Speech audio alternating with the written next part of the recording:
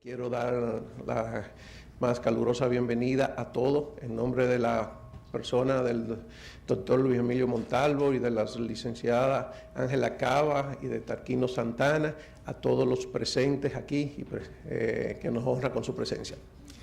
Esta noche es la primera actividad del Centro de la Salud de este 2014.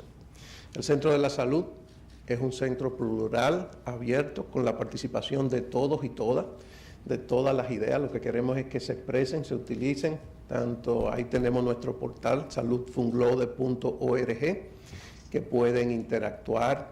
Ahí al ingresar podrán encontrar toda una diversidad de información y de instrumentos que les servirán a cada uno en sus respectivas especialidades. También tenemos un programa de radio que recientemente comenzó, que pasa los martes a las 2:30 de la tarde, que Salud Global se llama. Pero también entrando a través del portal y cliqueando donde dice escuchen nuestro programa de radio, pueden oír en las conferencias pasadas, las entrevistas pasadas, y encontrarán una diversidad de temas. Y el objetivo es interactuar. Y también tenemos nuestra cuenta de Twitter, @saludfunglode, para que podamos todos interactuar. Hoy tenemos lo que nos tiene tradicionalmente acostumbrado la parte del Centro de la Salud, que tiene que ver con el pensamiento, psiquiatría, psicología, un tema sumamente interesante, que desde antes de la conferencia ya ha desatado controversias, polémicas, temas, y que será de mucho conocimiento y entretenimiento. En la persona de la licenciada Marta Pérez Mencía, voy a hacer que ella nos introduzca a nuestros invitados, tanto a nuestra conferencista estelar que viene de Argentina, y a nuestro panelista que va a discutir el tema, y a nuestro moderador tradicional, miembro del Centro de la Salud y director del Centro de la Salud en su parte de psiquiatría, de la salud mental, el doctor Carlos de Los Ángeles. Quiero reiterarle que esto lo que queremos es que sea participativo, que ustedes entren a nuestro Centro de la Salud con cualquier diversidad de temas y que también sirvan para irlo enriqueciendo. Gracias, y con ustedes la licenciada Marta Pérez Mencía.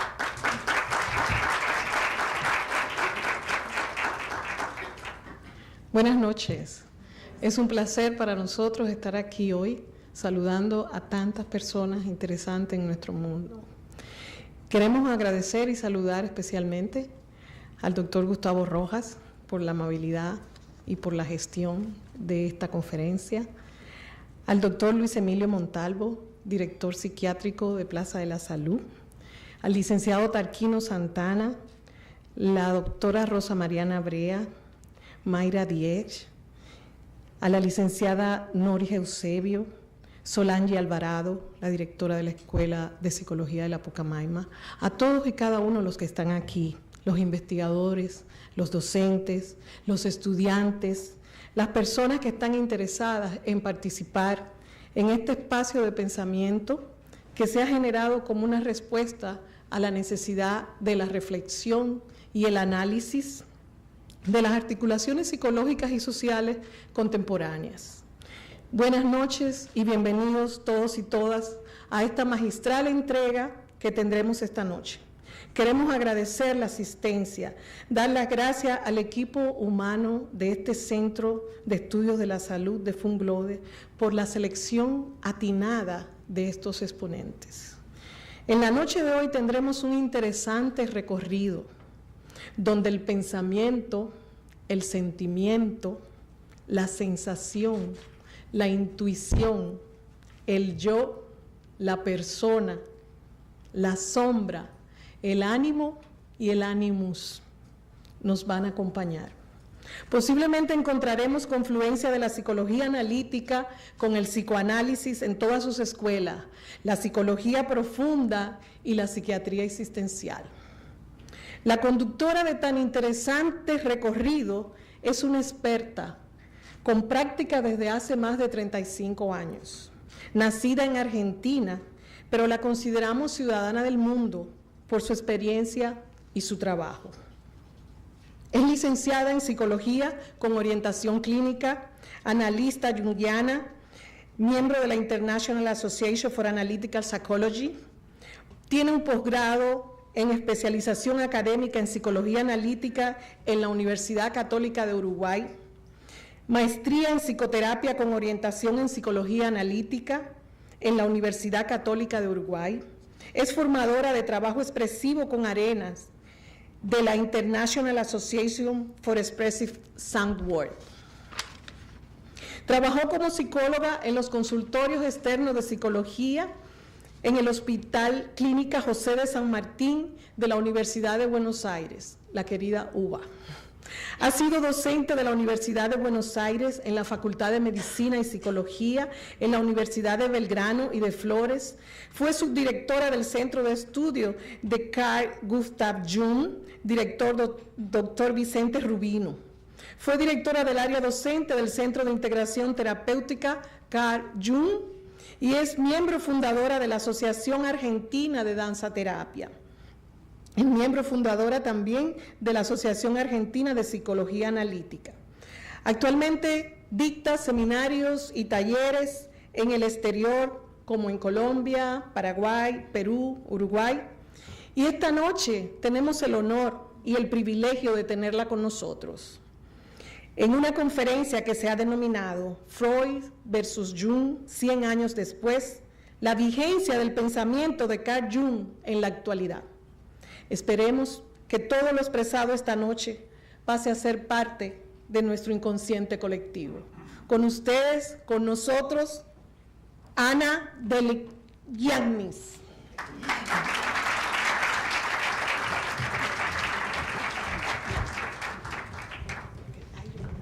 Buenas noches a todos y todas.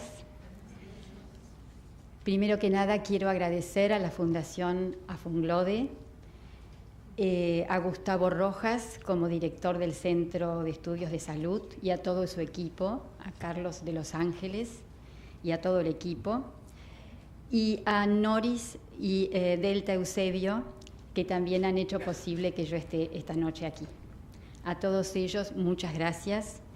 Y también gracias a esta audiencia tan nutrida que ha venido esta noche. También quiero disculparme porque en un lugar como este, con tanta tecnología, yo no he traído PowerPoint. Pero bueno, vamos a tratar de que sea igualmente amena la charla.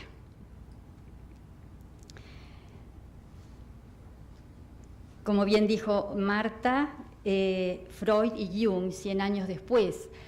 Freud y Jung han sido dos grandes pensadores del comienzos del siglo XX y dos pioneros del estudio de lo inconsciente.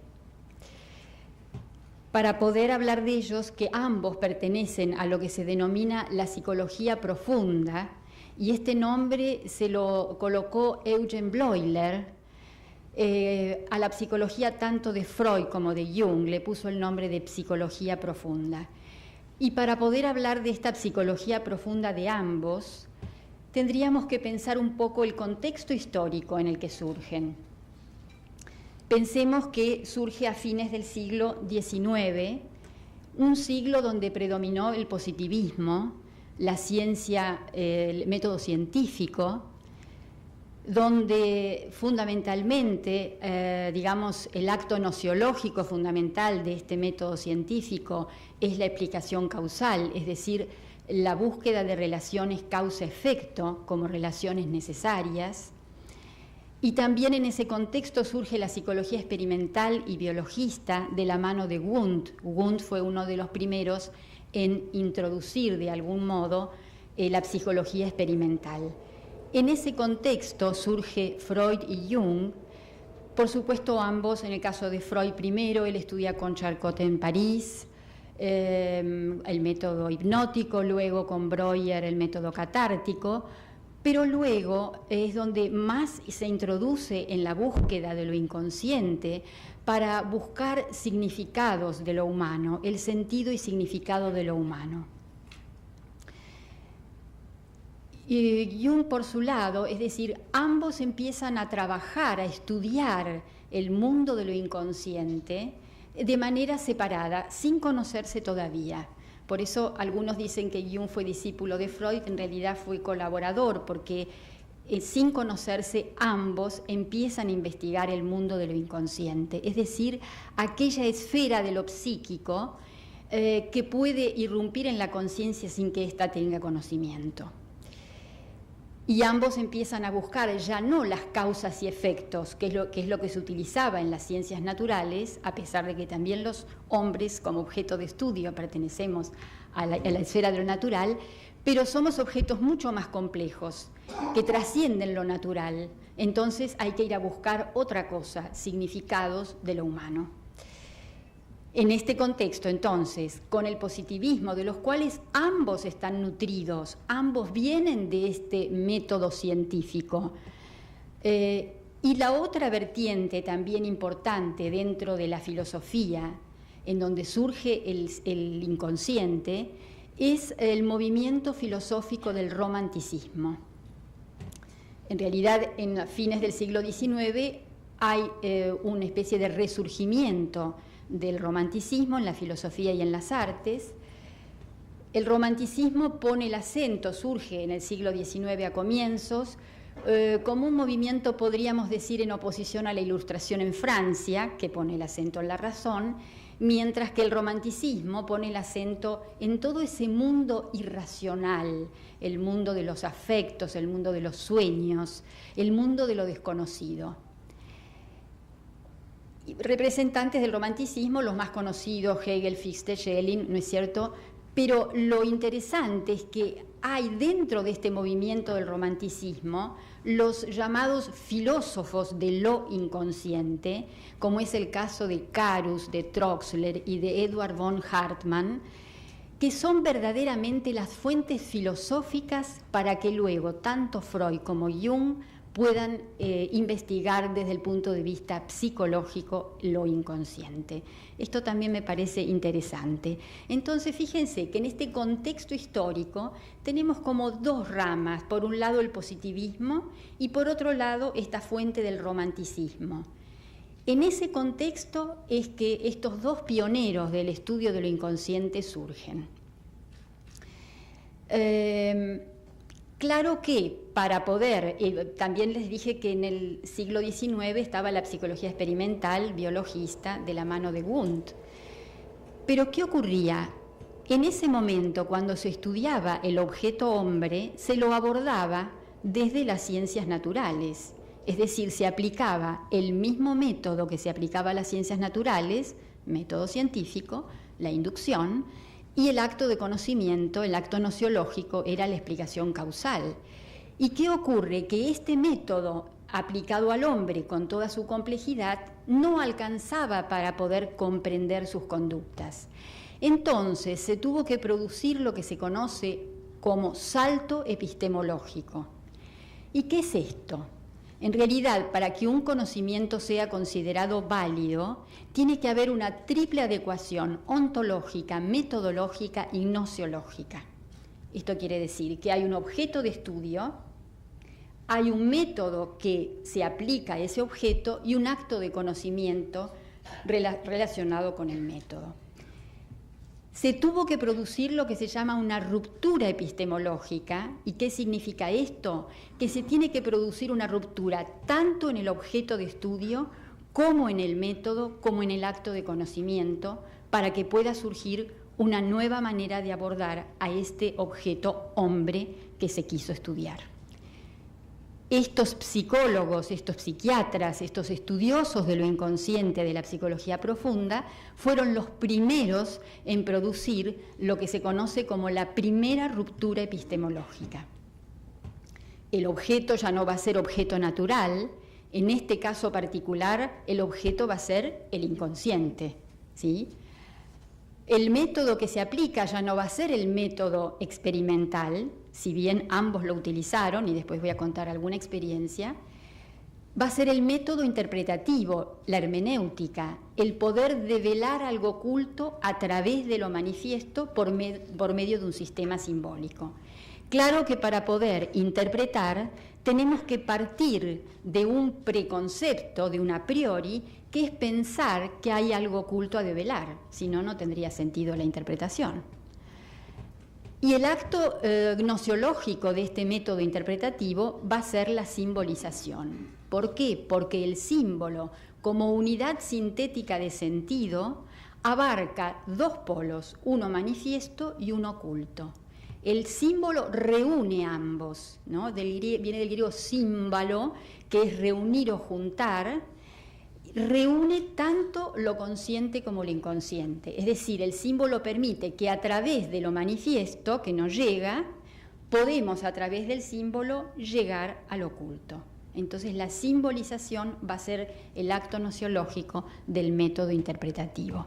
Entonces, esta va a ser la primera ruptura.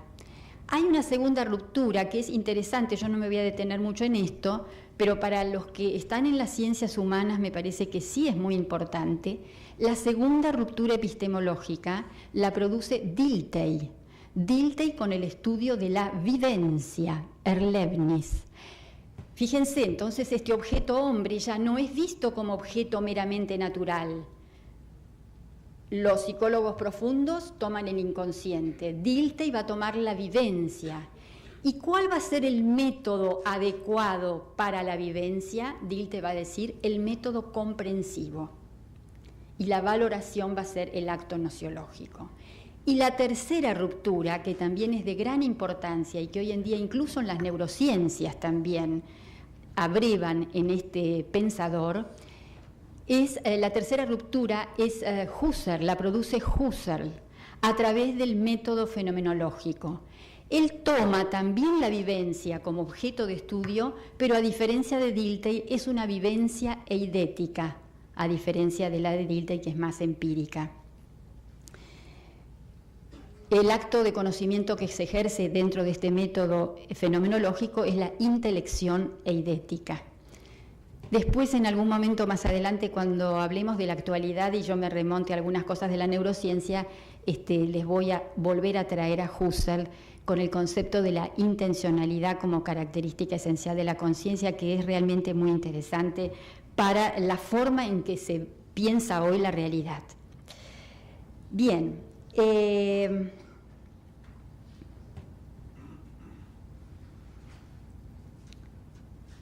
Les decía entonces que cada uno, voy a volver a Jung, pero me parecía importante que plantear esto de las rupturas epistemológicas para ubicarnos tanto desde lo epistemológico como desde lo metodológico en este terreno de las psicologías profundas.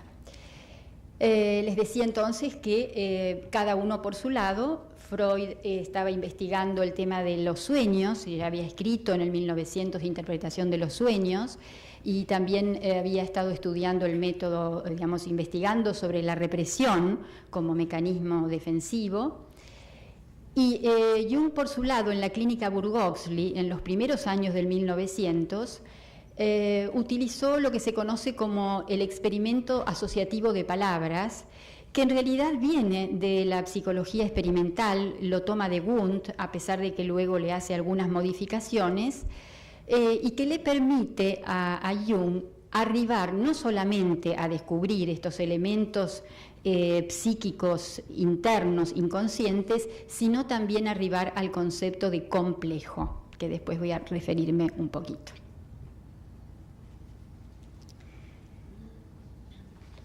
Bueno, también podemos decir que el descubrimiento de lo inconsciente es la tercera herida narcisista del hombre, ¿no? La primera fue con la teoría heliocéntrica, no era la Tierra el centro del universo.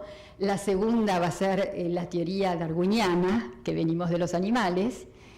Y la tercera, el inconsciente, es decir, la conciencia no era la dueña de la historia, sino que había un sector inconsciente que bien ejercía su influencia sobre ella, sin que a veces la conciencia pudiera hacer mucho. Así que bueno, he aquí nuestras heridas narcisistas históricas. Bien, les decía que bueno, a partir de estos estudios, primero Jung lee la interpretación de los sueños. Cuando descubre que Freud estaba hablando de la represión y de un ámbito de lo inconsciente, se da cuenta que tiene muchísimo que ver con lo que él estaba investigando con el experimento asociativo de palabras, donde también había factores emocionales inconscientes que influían en las respuestas de los pacientes. Y entonces, por supuesto, empiezan a leer mutuamente sus escritos, a mantener una correspondencia muy nutrida, hasta que en febrero de 1907 se produce el primer encuentro en Viena de estos dos grandes pioneros, y según cuenta la leyenda, estuvieron 13 horas charlando sobre estos temas. Luego, en 1909, fueron invitados ambos a Estados Unidos, a la Clark University, para justamente cada uno exponer sus investigaciones sobre lo inconsciente. Y aprovechaban en el viaje en barco, que eran unas cuantas horas, a interpretarse sus sueños mutuamente.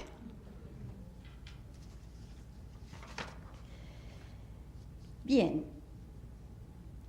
esta relación fructífera que comenzó, bueno, antes antes con la correspondencia, pero en su encuentro en el 1907, tiene una duración de 7 años. En 1913 es que se produce la separación de estos dos grandes personajes.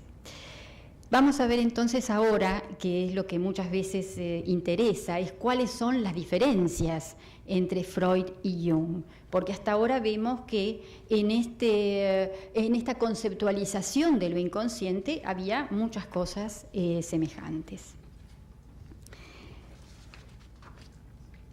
La primera gran diferenciación es en relación a la concepción de la libido, es decir, de la energía psíquica. Para Freud, la libido es energía sexual, exclusivamente sexual.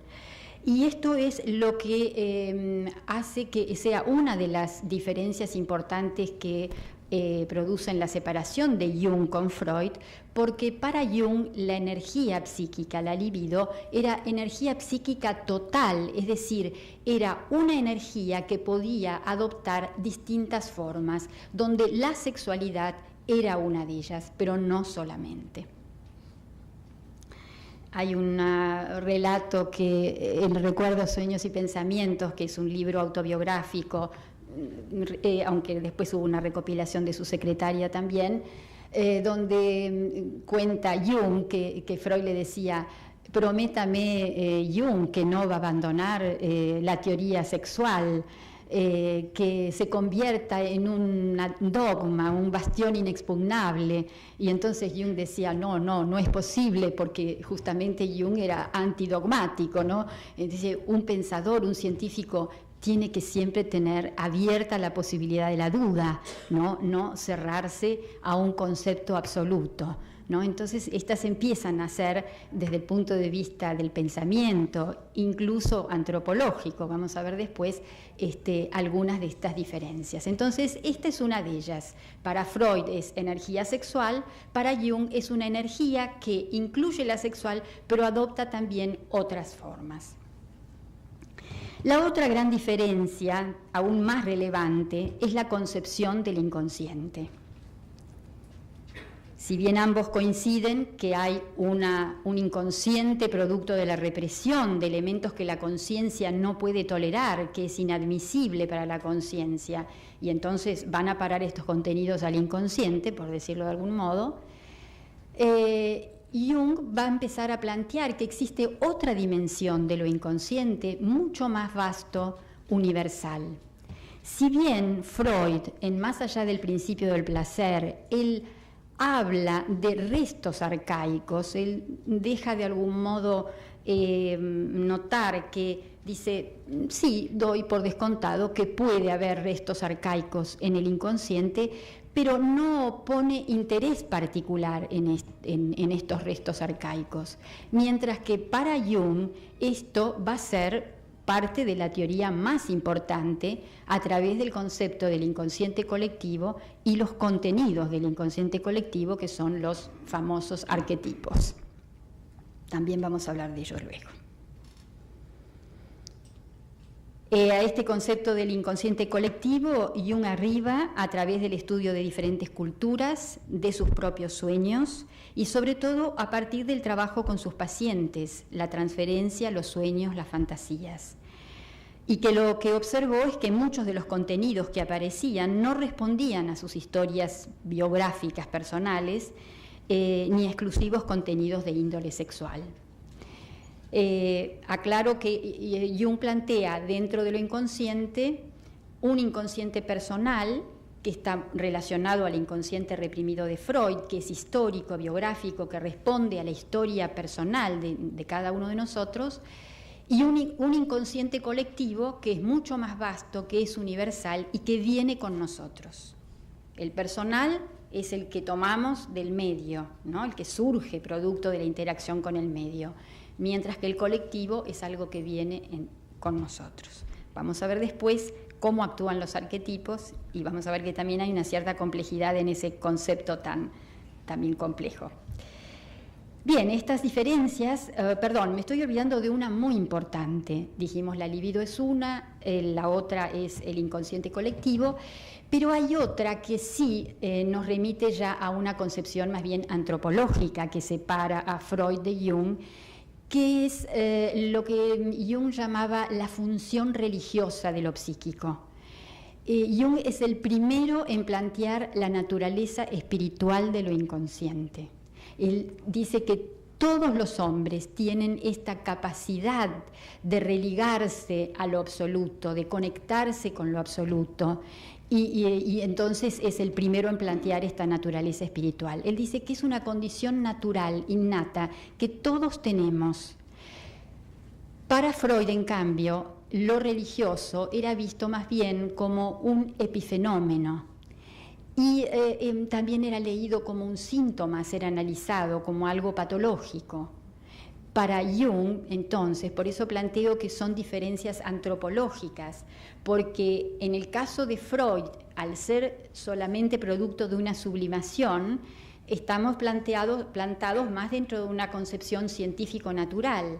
En cambio, al plantear Jung esto como una capacidad innata, natural, ontológica, podríamos decir, del hombre, estamos ya plantados más en una concepción filosófica del hombre, donde ya plantea una diferencia cualitativa y no solo epifenoménica. Esta capacidad de religiosidad, de ligarse a lo absoluto, es una de las diferencias importantes que también hay entre Freud y Jung. Bien, y ya que estoy en esto, también quiero citar el poder creador del inconsciente. También en esto va a haber una diferencia, porque todo lo que tiene que ver con lo creativo, con el poder creador, para Freud también es producto de la sublimación. Es decir, de nuevo, vuelve a ser un epifenómeno. Mientras que para Jung el poder creador del inconsciente, la creatividad, es una parte también natural, propia del hombre. No es sublimatorio, es decir, puede haber la obra de arte, por ejemplo, ¿no es cierto?, puede ser también producto de una sublimación y puede responder a cuestiones también personales, pero él plantea lo creativo, la creatividad, el poder creador como un sistema natural de la psique. La psique es creadora de por sí, no es solo entendida lo creativo como algo defensivo. Esta es una diferencia también. Bien, estas diferencias hicieron entonces insostenible la relación fructífera de varios años que llevaban entre 1907 y 1913, año en que se produce la separación. En Recuerdos, Sueños y Pensamientos, Jung escribe: después de separarme de Freud, comenzó para mí una época de inseguridad interior, de desorientación incluso. Me sentía en el aire, pues no había hallado todavía mi propio lugar. Principalmente me interesaba hallar una nueva actitud frente a mis pacientes. En 1913-1914 comienza en un periodo de desorientación, confusión y caos, que no solo coincide con la separación con Freud. Muchas veces se asocia ese periodo de caos de Jung con la separación con Freud, pero coincide temporalmente con que entre mediados de 1913, incluso octubre, diciembre de 1913 y abril de 1914, él tiene una serie de visiones catastróficas y sueños, pero eran tan catastróficos que verdaderamente él sintió que estaba en los prolegómenos de un brote psicótico. Esto fue, como les decía, hasta abril de 1914, una de las tantas visiones que tuvo, que recuerdo, es que él ve a Europa inundada de sangre desde el norte, desde el Mar del Norte hasta los Alpes y desde Inglaterra hasta Rusia. Un mar de sangre con cadáveres flotando. A fines de julio, principios de agosto de 1914 es cuando se declara la Primera Guerra Mundial entre Inglaterra y Alemania. Luego, cuando unos años después se encuentra con Mircea Eliade, un estudioso de la mitología, le dice: pensar que yo pensé que estaba al borde de un brote psicótico, pero en realidad lo que yo había tenido fueron premoniciones de algo muy terrible que estaba por ocurrir. Con el objetivo de saber qué le estaba ocurriendo, emprendió un trabajo con el inconsciente para traducir sus emociones en imágenes, es decir, hallar aquellas imágenes que se ocultaban tras las emociones. Durante este periodo decide establecer diálogos con las figuras de su imaginación. Ese fue un momento decisivo en su destino, en donde aceptó jugar, entregarse a la imaginación y poner en acto sus fantasías. Hay otro párrafo también de su biografía en donde él dice: tenía hasta la extraña y humillante sensación de que solo podía jugar, porque incluso estaba tan mal que le costaba también atender a sus pacientes, ¿no? Pero tuvo el coraje de entregarse a investigar esas emociones y esas imágenes y a confrontarlas. Fue un viaje solitario en el que descendió al encuentro de las figuras inconscientes contra el miedo a la locura. Él dice que fue un punto de inflexión decisivo que tiñó toda su vida y su trabajo. Estos diálogos de confrontación con el inconsciente los fue volcando en un diario personal a través de la escritura y la pintura. Es lo que hoy se conoce como el Libro Rojo o Liber Novus, editado por primera vez en octubre del 2009 en Alemania en inglés y en el 2010 en español. Como era un diario personal, la familia lo mantuvo secreto en un banco en Suiza porque no se quería dar a conocer este diario personal. Pero bueno, después hay asociaciones que insistieron mucho en darlo a conocer y hace poco salió a la luz. Allí están todos estos trabajos de confrontación con su propio interior, que comprende los años de 1914 a 1930.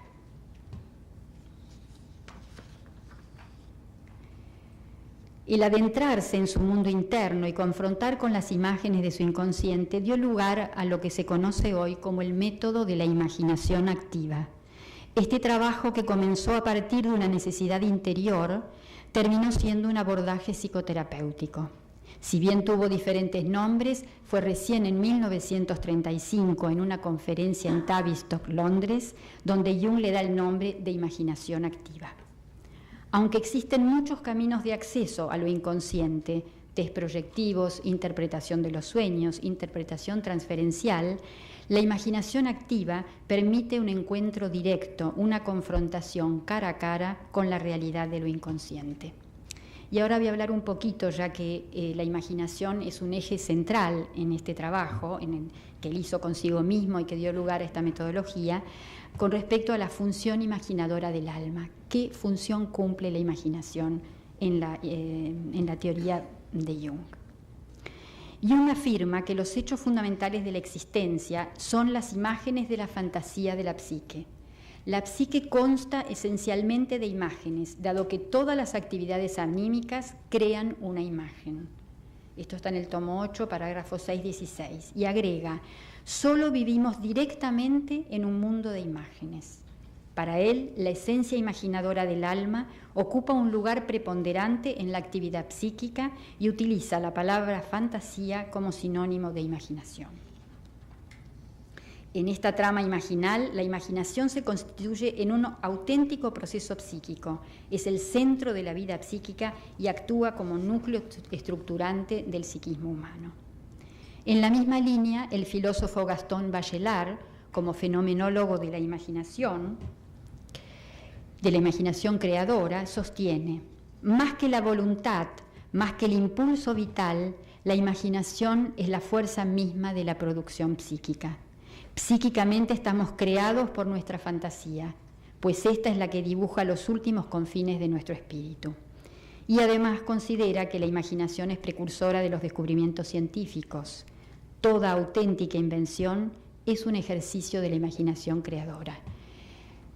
Gaston Bachelard lo dijo hace muchas décadas ya, en el siglo pasado, ¿sí? En el siglo XX, y ahora vemos que en la neurociencia, Lakoff y Johnson van a plantear que la imaginación, las estructuras imaginativas, mejor dicho, el cuerpo, la relación que tiene el niño cuando nace, el cuerpo en relación al mundo, a través de unos constructos básicos que él llama imagen-esquema, image-esquema, y las estructuras imaginativas son las que van a dar lugar a los conceptos más abstractos que luego nosotros establecemos. O sea que siempre pensamos que los conceptos más abstractos venían únicamente de nuestras funciones cognitivas superiores.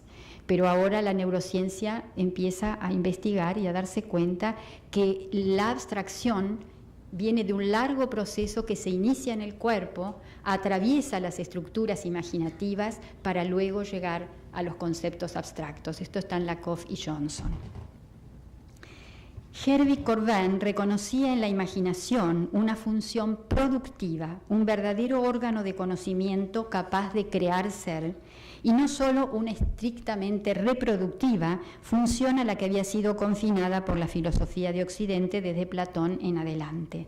Si la reproductiva es, si nosotros pensamos, imaginemos una manzana, ¿sí? Todos podemos imaginar una manzana, reproducimos algo que ya conocemos. Pero la función de la que está hablando Jung y de la que plantea Corbin es una función productiva que puede crear, no solo reproducir. En realidad, tanto en Platón como en Aristóteles, es una función de representación, ¿sí? La imaginación en Jung es creadora, no es solo de representación o reproducción. Bien, no quiero ser muy largo, no sé cómo estamos de tiempo. ¿Estamos con tiempo? Bien. Tomando como punto de partida, voy a seguir un poquito con esto. Nuestra sustancia psíquica se compone de imágenes. Nuestro ser es un ser imaginal, es un término que usó Corbin y Hillman. Hillman es un representante de la psicología analítica dentro de lo que se conoce la psicología arquetipal, es una rama dentro de la psicología analítica que hace especial hincapié en el mundo de la imagen. Y siendo el mundo psíquico un mundo imaginal, el camino de la imaginación es la vía regia para hacer contacto con el alma, un puente entre la conciencia y el inconsciente, entre el sujeto y el objeto, entre las ideas y las cosas, el mundo interno y externo, entre el cuerpo y el alma. Tomando como punto de partida las propias fantasías, sueños o estados anímicos, la imaginación activa como método es un proceso de diálogo que permite explorar el mundo de lo inconsciente y ampliar la comunicación entre la conciencia y los contenidos del inconsciente. Se expresa a través de imágenes. Cuando pensamos en imágenes, ¿en qué imágenes pensamos habitualmente? ¿De qué tipo? Visual, ¿no es cierto? Cuando decimos imágenes asociamos a lo visual. Bueno, quiero aclarar que las imágenes comprenden tanto lo visual, lo olfativo, lo gustativo, es decir, hay imágenes gustativas, imágenes olfativas, senestésicas y kinestésicas.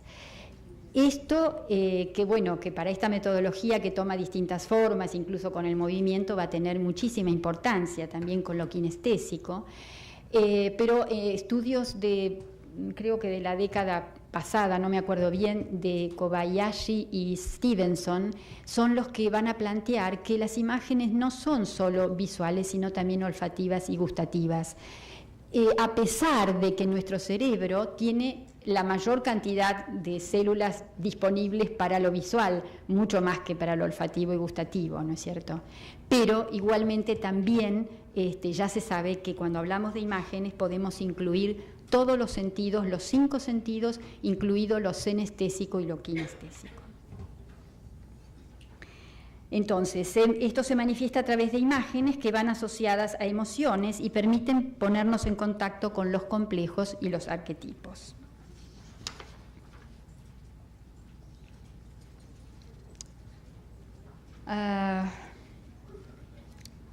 Para ser breve y no ser muy extensa en cuanto al método, pero quiero plantear que podemos resumir en 2 grandes momentos. Un primer momento donde se facilita la emergencia de lo inconsciente, por un lado, y un segundo momento donde el yo ahí adquiere el protagonismo para poder confrontar con los contenidos de lo inconsciente. Eso muy sintéticamente serían estos 2 momentos.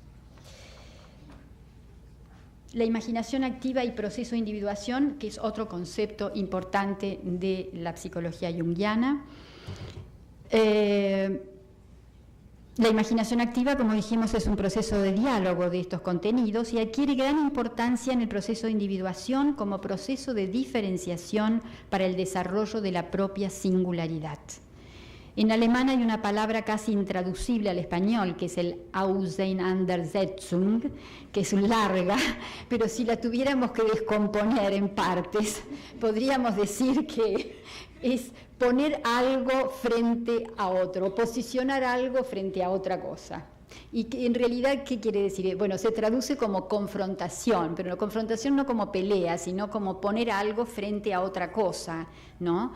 En inglés, una terminología que se utiliza para esta palabra del alemán intraducible es to come to terms, ¿no? Como en ponerse de acuerdo, el poder acordar, ¿no? El poder contrastar y acordar, ¿no? Pero ¿con qué tenemos que acordar y contrastar? Con los contenidos de la conciencia y el inconsciente, que no siempre se llevan muy bien entre ellos, ¿no? La palabra confrontación lleva implícita conceptos tales como diferenciación y discriminación, porque hay que diferenciar y separar los contenidos, y comprende 2 momentos, uno de análisis y otro de síntesis. En el primero se pone cara a cara el yo y el inconsciente, acá están los posicionamientos, para poder separar las identificaciones e introyecciones que se han ido acumulando en la identidad a lo largo de la vida. Se nos van pegando muchas identificaciones, ¿no? Con la educación, ¿no? Entonces poder luego saber qué es lo propio y qué no es propio. Y también reconocer los patrones del pasado que tienden a repetirse compulsivamente. Dado que el inconsciente no solo contiene elementos del pasado, sino que es una fuerza viva en el presente y que además anticipa el futuro, es necesario el segundo momento de síntesis, que implica estar atento a todos los datos que emergen en las fantasías, los sueños, la imaginación activa, las coincidencias significativas, sincronicidad, otro concepto importante de Jung, para integrarlos en nuestra vida consciente. En la complejidad de este proceso, Jung desarrolla el concepto de función trascendente. Según Murray Stein, la imaginación activa es el método más importante para crear y poner en actividad la función trascendente. Y ahora ¿vamos bien hasta aquí? ¿Continuamos? ¿Sí? Voy a hablar un poco de la función trascendente porque es un concepto realmente importante, creo, sobre todo para estos nuevos paradigmas de la ciencia y de las teorías de la complejidad. El concepto de función trascendente es de 1916, pero recién fue publicado en 1957 porque justamente Jung pensó que no iba a ser comprendido. Surgió del intento de Jung por comprender cómo acordar con el inconsciente y cómo sostener la tensión de los opuestos. Recuerden esta frase que es muy importante, sostener la tensión de los opuestos. Descubrió que hay un proceso innato, natural, que unifica las posiciones opuestas dentro de la psique. Atrae las energías polarizadas a un canal común que engendra algo vivo, una tercera cosa, que da lugar a una nueva etapa del ser, a una nueva situación, a una nueva posición simbólica que contiene a ambas perspectivas a la vez. Y de allí surge entonces la emergencia del tercer término. No es uno u otro, como propone el pensamiento analítico, binario y dicotómico, siguiendo el principio de identidad, de no contradicción y de tercero excluido, sino ambos y, algo así como un tertium, un tercer término que al entender de la lógica analítica no existe, pero en la realidad del alma constituye una verdad viviente. La coexistencia de los opuestos, esa realidad paradójica que incluye tanto a uno como a otro, pero en la práctica aparecen como un conflicto insoluble. Esta posibilidad remite al postulado de la no dualidad que se opone al principio del tercero excluido, aristotélico, y al pensamiento cartesiano. El tertium datum sostiene la tensión de los opuestos vinculados en una coimplicancia. Este es otro concepto que también en los paradigmas actuales es muy importante. Desde el punto de vista mítico-simbólico, vamos a hablar un poquito también de los mitos, ya que Jung fue tan amigo de esto, podemos pensar en la figura del dios Hermes. Hermes como mediador, mensajero, conductor, guía de las almas que cruzan la frontera entre la vida y la muerte, capaz de comunicar contrarios, Dios de cruces y fronteras, de intersticios, del entre, estos lugares que la filosofía, el pensamiento dicotómico no ha podido explorar ni investigar. Dios de la liminalidad y también de la creatividad. Lugares estos, fronteras, intersticios, difíciles de habitar, pues generan inseguridad, ambigüedad, incertidumbre, pero que son necesarios para unir aquello que está separado y trascender aquello que está muriendo.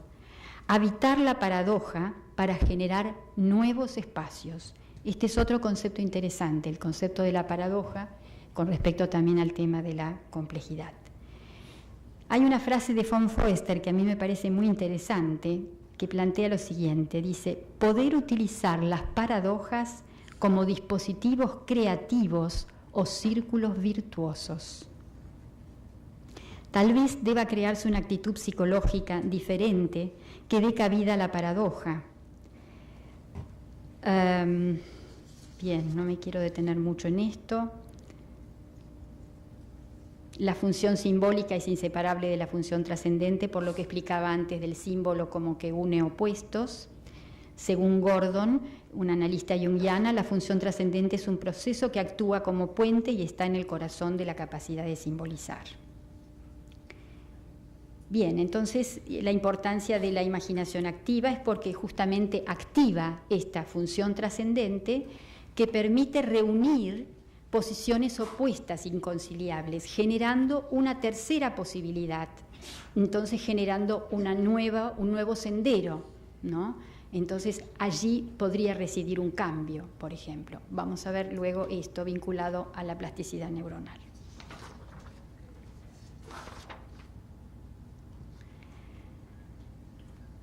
¿Cuánto tiempo tengo, Carlos? 10. Ah, ¿ya estamos? Ah, qué horror. Ah, estamos en problemas. Bien. Bien. Bueno, entonces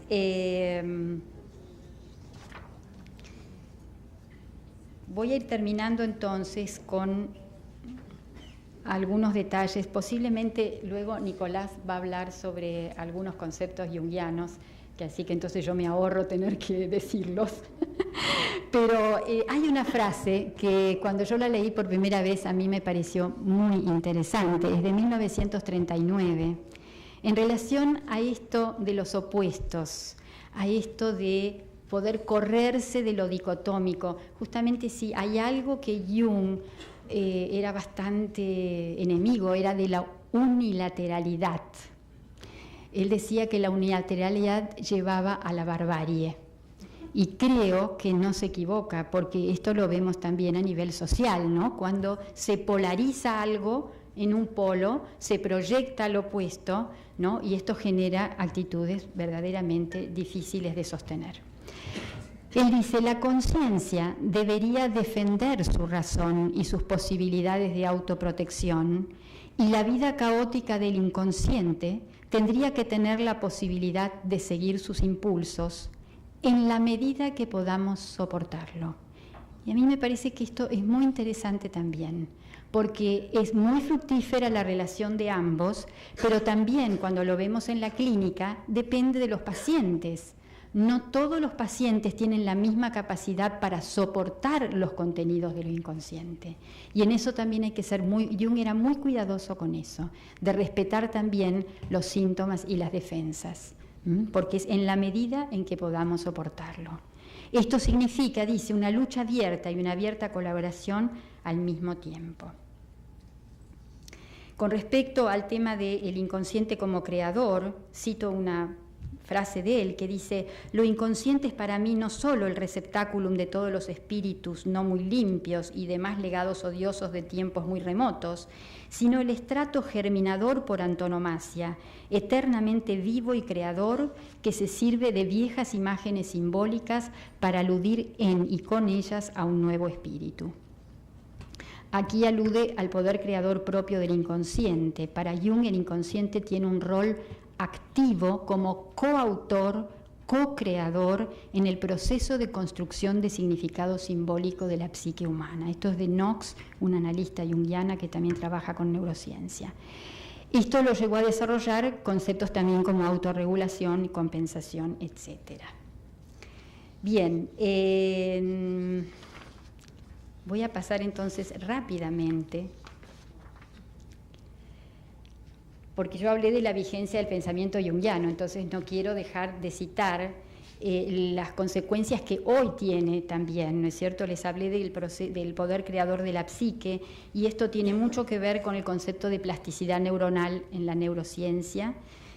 Ya sabemos que los genes no son fijos y determinados, ¿no es cierto? Estamos ahora en la aceptación de la teoría epigenética, es decir, que hay unos genes que se expresan de acuerdo a la relación con el ambiente, ¿no es cierto? Hay una relación entre los genes y el ambiente.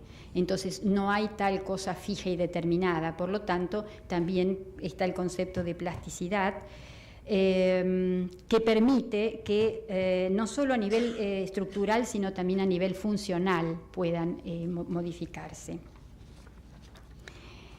Quiero hacer una relación con el psicoanálisis, ya que hablamos de Freud en un comienzo. En las últimas décadas se empieza a escuchar hablar en algunos psicoanalistas, por lo menos en Buenos Aires, de edición en el marco del psicoanálisis. Se sabe que la compulsión a la repetición es una manera inconsciente de volver a la situación conflictiva o traumática una y otra vez. Aquello que fue penoso o desagradable se actualiza una y otra vez a modo de repetición, tanto en la vida como en la transferencia analítica. Esto se observa en la clínica, por supuesto, ¿no? Sin embargo, desde hace 2 décadas en la clínica psicoanalítica también se escucha hablar de edición. A diferencia de la repetición, se edita lo nuevo. Se trata de editar lo no editado, de editar y no de repetir. Esto es de Lerner, Hugo Lerner, psicoanalista, lo que ya se ha vivido. Esto remite a la aparición de aquello que no fue experienciado, pero que puede acontecer en el marco analítico. Cuando hablo de acontecer en el sentido de Badiou, de acontecimiento como aquello que irrumpe como novedad, que es imprevisible. Ya en 1960, Winnicott había planteado que la confiabilidad que el paciente no podía experimentar en las relaciones maternas en la primera infancia, las podía encontrar en la conducta del analista. Pero para que esto ocurra, ¿qué es lo que hace falta? un espacio potencial donde será necesario un marco confiable de empatía y comprensión, de sostén, de ayuda a simbolizar, de reflejar, de dar coherencia, significar y discriminar la emoción. Esto es de Nemirovsky. Un vínculo con estas características funciona como reparador y posibilita la puesta en escena de necesidades tempranas insatisfechas y su posibilidad de elaboración. Bueno, algo dije en relación, fui hablando de los arquetipos y de la neurociencia.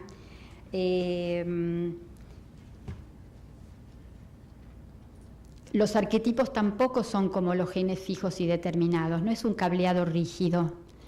Son estructuras a priori que sin contenido, pero que en relación con el medio luego pueden manifestarse. Es decir, hay un arquetipo en sí y un arquetipo manifestado o actualizado, ¿no? Entonces aquí también vemos cómo los arquetipos no son cosas fijas, no hay un código que guarda todas las imágenes y los procesos. Lo que es común en todos nosotros, considerado como arquetípico, es la estructura, la forma a priori, sin el contenido. No se repite el contenido, porque si no todos tendríamos las mismas imágenes.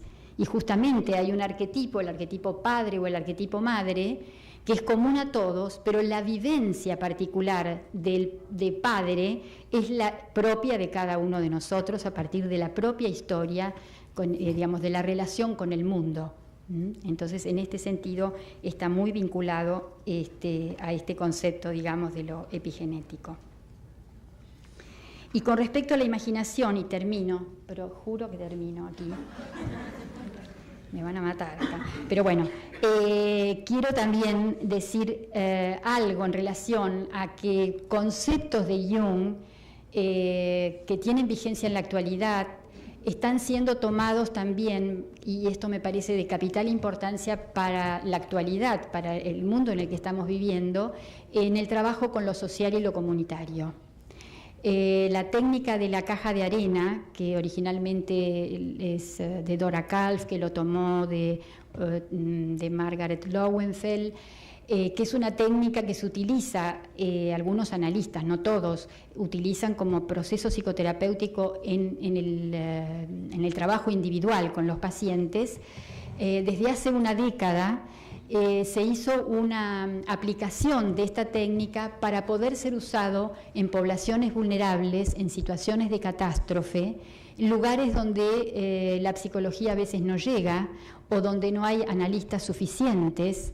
Entonces esto provee de alguna manera un espacio para trabajar con la caja de arena donde se forma a voluntarios, porque no se requiere de interpretación, es decir, no se usa la palabra, pero sí cada niño tiene un facilitador para sí, es decir, que se replica la función madre-hijo o terapeuta-paciente para cada uno de ellos, aunque el trabajo lo hace el niño en su caja con miniaturas. ¿Y cuál es el objetivo de esto? Es que el propio inconsciente del niño, a través de su poder creativo y de los procesos de autorregulación, generan sus propias respuestas a situaciones muy conflictivas. Es un trabajo verdaderamente interesante. Se usó en China, en Rumania, se está usando China, Rumania, Sudáfrica, Colombia y en Argentina. Ahora hoy iniciamos un nuevo proceso ahora en marzo. Y realmente las experiencias son increíbles, cómo el niño a través de 12 sesiones con la caja va haciendo su propio proceso.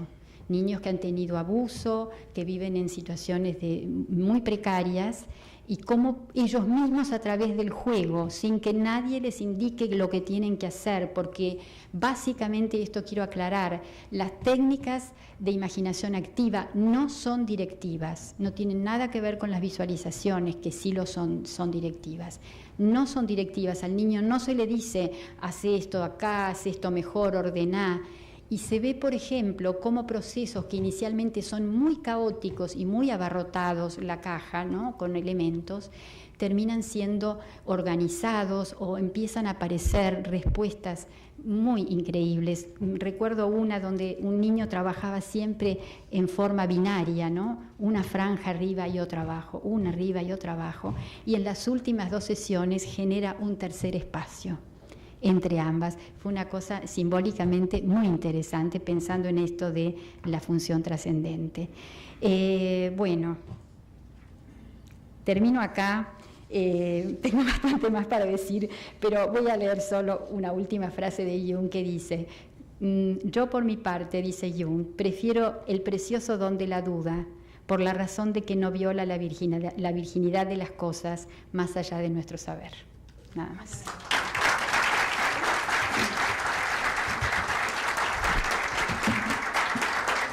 Muchas gracias.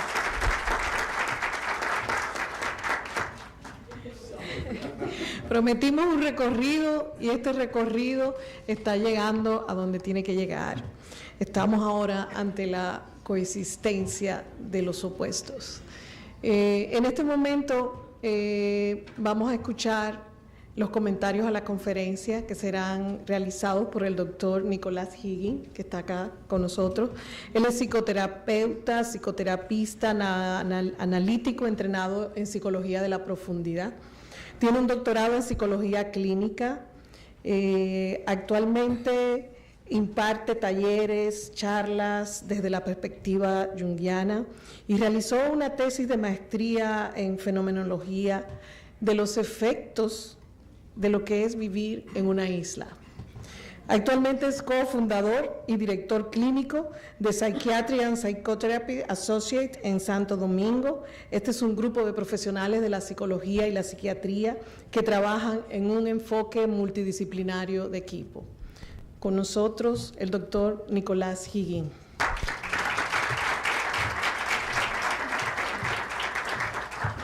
Señores, gracias. Todavía tenemos un público aquí. Vamos a ver si logramos a enganchar un poco aquí con Jung. Agradezco a doctor Carlos de Los Ángeles, que me invitó. Me dijo que iba a haber 2 o 3 personas aquí y que iba a ser una cosa sencilla. Pero me alegro que Ana aquí tuvo que hacer el trabajo más fuerte, el trabajo pesado. El mío realmente es de resumir, resaltar y aplatanar.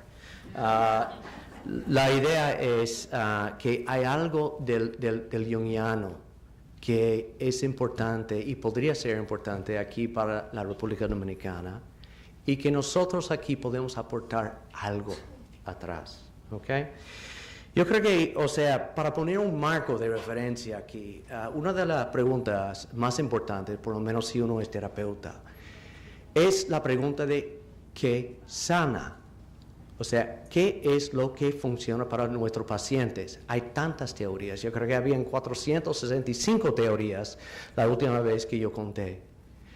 Y yo creo que en esto se está llegando, por lo menos en los Estados Unidos, de donde yo vengo, que a una tendencia se llama factores comunes o factores universales, que están tratando de identificar que son los que realmente son activos en la sanación o curación de pacientes.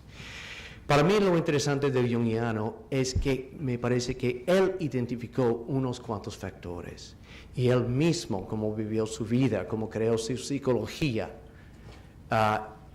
demuestra cómo ciertos factores funcionan. Por eso lo encuentro relevante para nosotros. Ok, voy a ver si lo hago rápido para que podamos hacer alguna pregunta aquí.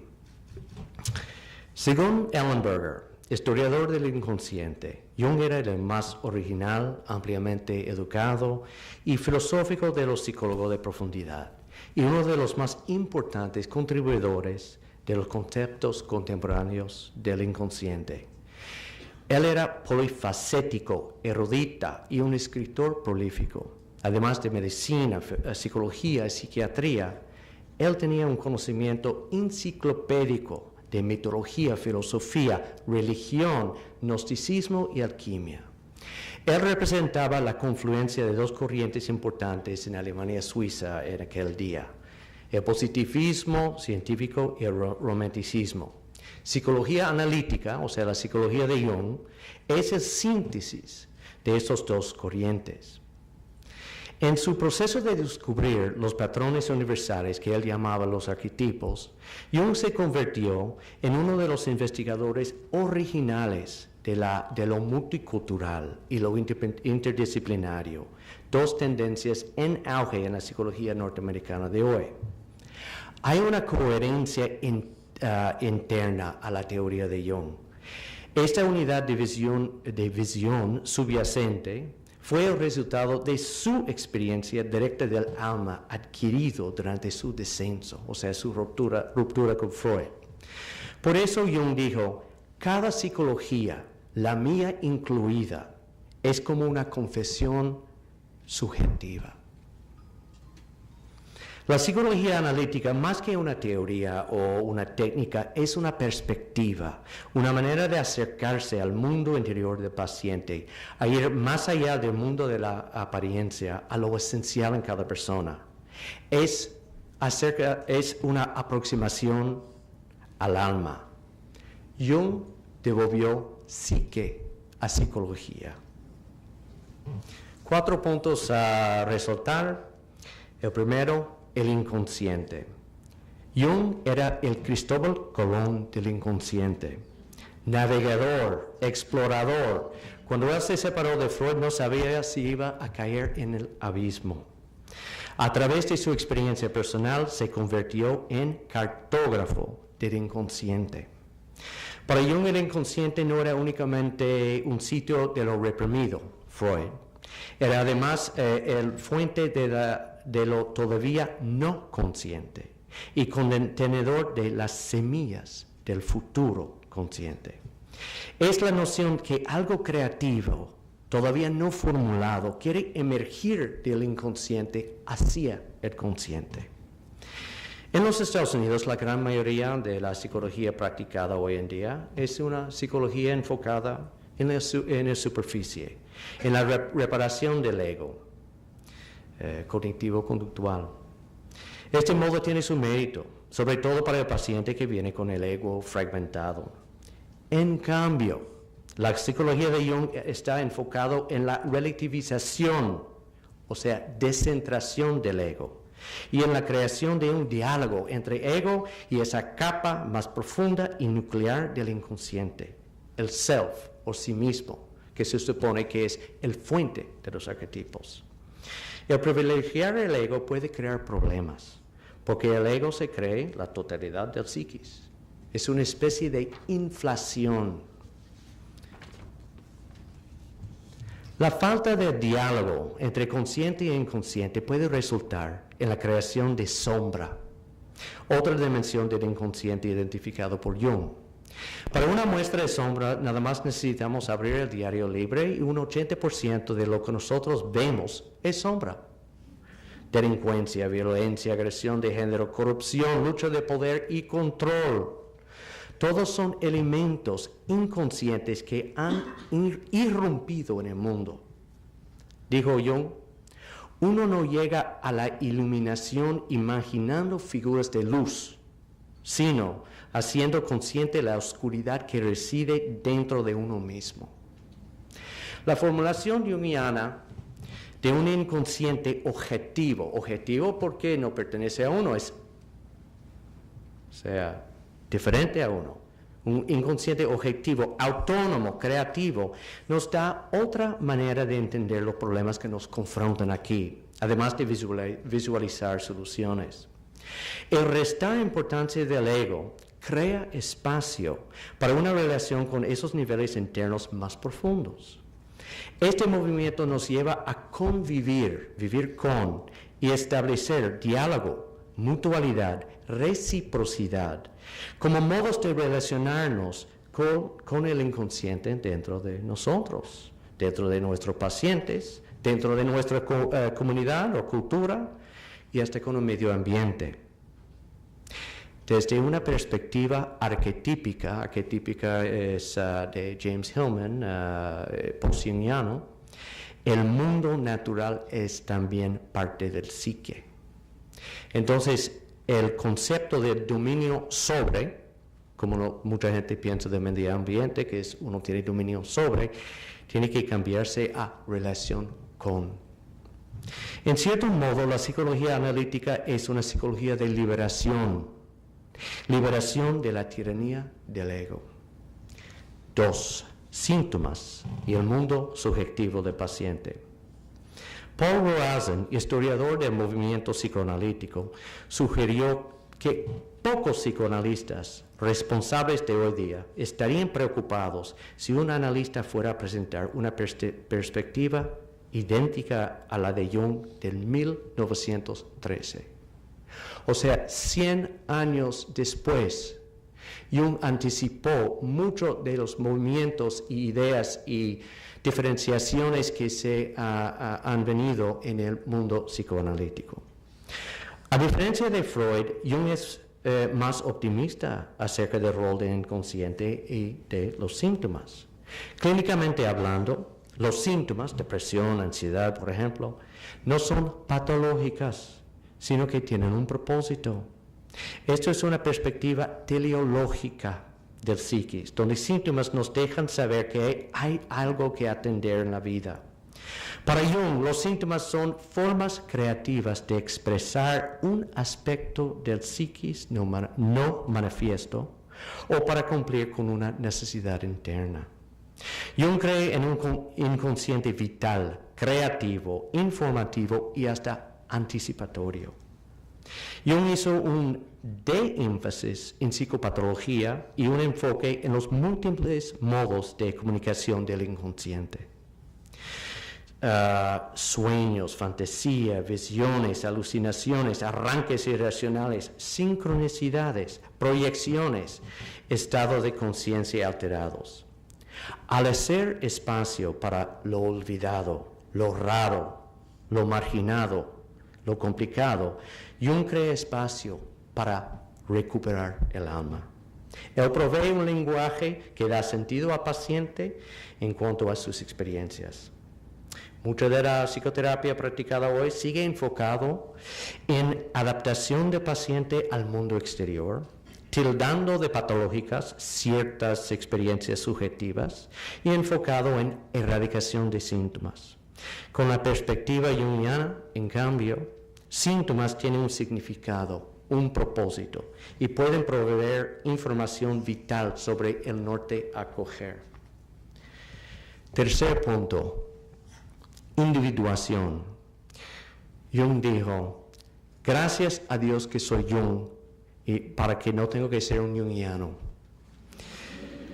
Jung dio una nueva meta para el desarrollo psicológico. En vez de adaptación del individuo a la colectividad, la meta es individuación, un proceso de desarrollar profundamente quién uno está destinado a ser. Se supone que uno tiene la responsabilidad ética de desarrollar a su máxima expresión los potenciales arquetípicos que cada uno de nosotros heredamos. Este proceso implica relacionarse con un inconsciente vital, creativo y prospectivo, un proceso que Edward Edinger, otro postjunguiano, llamaba la creación del eje ego-sí mismo. Al integrar consciente y inconsciente, la persona comienza a sentirse más completa y este movimiento rítmico poco a poco transforma la personalidad. Jung decía, no soy perfecto, pero por lo menos soy íntegro. Aquí él está refiriendo a integrar partes de su propia sombra. El proceso de individuación no es fácil, porque se supone que uno tiene que restar importancia del ego para crear espacio para los otros contenidos del psiquis. El ego no suelta sin una pelea. Las defensas se dejan sentir. Muchas veces es la derrota del ego, cuando síntomas abruman al paciente, que eso da lugar al primer paso, la realización que uno no es maestro de su propia casa. Paradójicamente, ser junguiano es no ser junguiano. El punto de individuación es ser uno mismo. Cuarto punto. El diálogo con otras tradiciones analíticas. Siempre surge la pregunta, ¿qué hubiera pasado si Jung y Freud no se hubieran peleado y hubieran seguido en algún tipo de relación fructífera? Pues, por suerte, las terceras, cuartas y quintas generaciones de junguianos y freudianos se conversan mucho y la verdad es que se alimentan mucho. La psicología analítica ha demostrado apertura a perspectivas alternativas. Muchos junguianos, no todos, han trabajado décadas para comparar, contrastar e integrar elementos importantes de otras tradiciones analíticas. Por ejemplo, en mi entrenamiento, parte del entrenamiento era la psicología del sí mismo analítico de Heinz Kohut, que es un corriente psicoanalítico, y del otro lado el junguiano.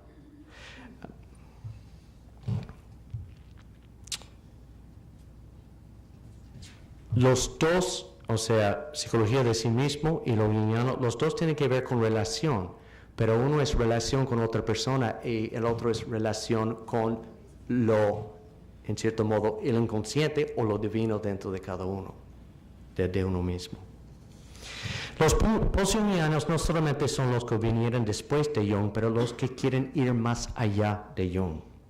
Jung dio licencia a sus seguidores para salirse de la casa y crear diálogo con distintas teorías. Jung dijo, hay un solo junguiano y ese soy yo. La relación histórica y contemporánea del dominicano con el inconsciente puede informar a la psicología analítica. En esta isla hay más de 1000 años de tradición psicoespiritual depositado en la fibra de la cultura. Esta relación con el inconsciente comienza con los taínos y su perspectiva animista, que realmente es una perspectiva arquetípica. Atraviesa el sincretismo psicoespiritual de las religiones populares y llega a la psicología y psiquiatría moderna. Hay un fenómeno propio dominicano que vale la pena investigar. Hoy en día, aquí hay muchos profesionales que están haciendo trabajos muy interesantes, importantes y de mucha valentía. Me parece que el corriente junguiano puede sumar a este diálogo. No solamente podemos aprender de Jung, pero en el espíritu de Jung podemos devolver y aportar algo a la psicología analítica internacional. Gracias.